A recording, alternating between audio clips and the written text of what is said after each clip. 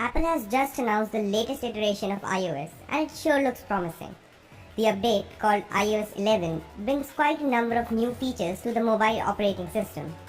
So what exactly are they? The control center has been completely revamped in iOS 11, and I can't say I especially liked it. Yes, the new design merges all of the panes back into one, but I've been a fan of the separate panes for far too long. This new control center looks a bit cluttered, to be honest. There are some good things though. The volume and brightness levels look good and are exceptionally smooth. 3D touch on the toggles shows off some more toggles, including personal hotspot. The timer and flashlight 3D touch menus are now basically levels you can slide up and down on. Oh, and if you're looking for night shift, you can find it by 3D touching on the brightness level.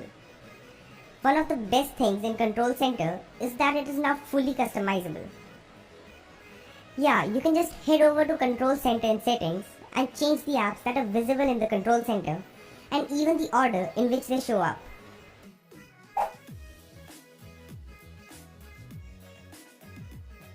Notification Center behaves completely differently on iOS 11.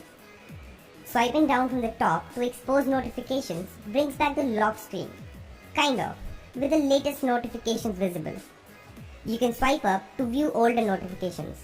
Swiping left will reveal the widget screen as it always did, but now swiping right from the notification center reveals the camera. Also, you can dismiss the notification center by simply touching the home button.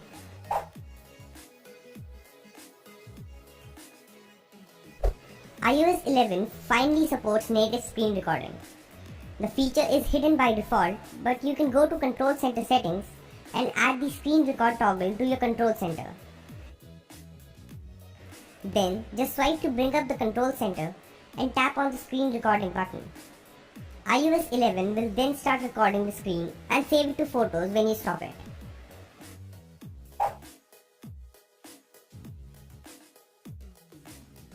Apple finally allows users access to files on iOS. Even though it sounds as if you get access to the iOS file system, that's not what this is.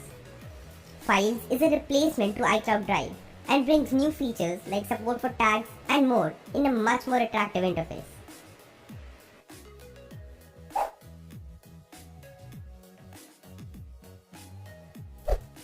Messages have been completely redesigned. While typing out a new message, you will now see all the iMessage apps on the bottom of the screen.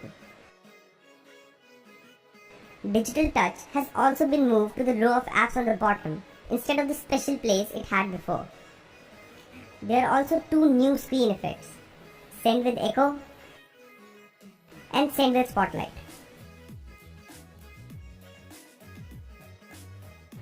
However, these new screen effects will only work if the receiver also has iOS 11.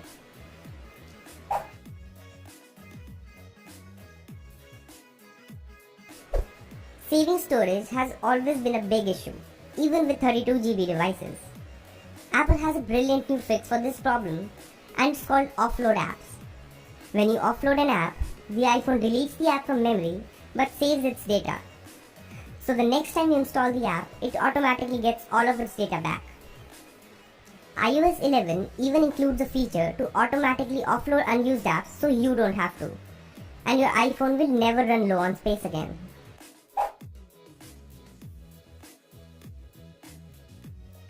iOS 11 brings native QR code support to the camera app. You can simply point the camera at a QR code and it will recognize it.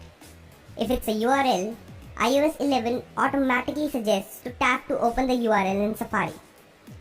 So I can just point my camera at this QR code and iOS 11 automatically suggests that I can open bbomb.com in Safari.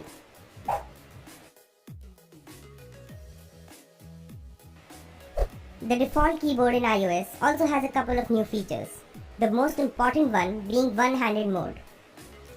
You can now press and hold on the globe icon and you'll see the option to shift the keyboard for right-handed operation or left-handed operation.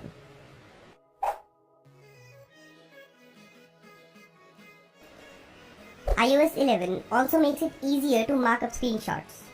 With the new update, Anytime you take a screenshot, it will be visible for a while on the bottom left of your screen. Tapping on the screenshot directly takes us into markup mode.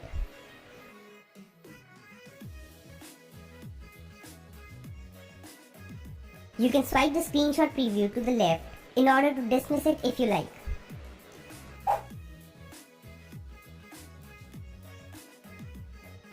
The App Store has been completely redesigned, and it looks a lot more like Apple Music than the App Store. There's a Today card that will always show the best apps of the day. There's also a card for App of the Day and more. These cards will be updated every day and you'll get fresh content every time you launch the App Store.